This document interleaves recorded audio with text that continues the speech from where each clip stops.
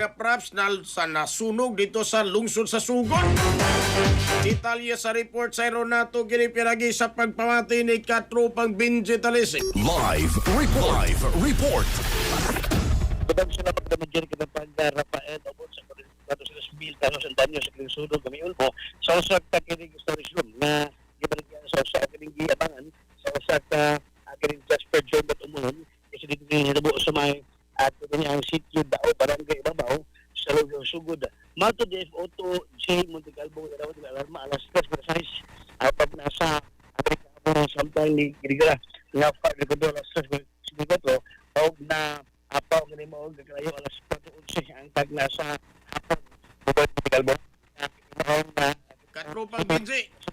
dahil kinatong gibangan may Jasper Donald ibang storage room kini puno na sa mga props kaya pag dito kung magaling mga agricultural festival o kini mga dagdagan nga sa lang siyempre mo koryo sa mga dancers kasi nga agituhan nga kini maong pagpulbo sunog nagsuod kini sa suod gibahin og usa ka yung lead line ang hinundan sa pagpulbo sunog kaban panaghapon ang investigasyon sa to BFP sa sugod kung si Tino nga hinundan sa pag-ulbo dinhi.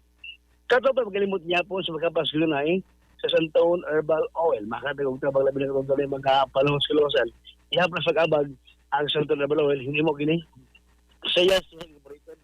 Mapalit sa mga butukan sa inyo. On board ka sa bato kaprikata ng genre. Redebrado. Alam sa Pilipino para sa Pilipinas sa katapa. Benji Talisi. Action News. XFM report.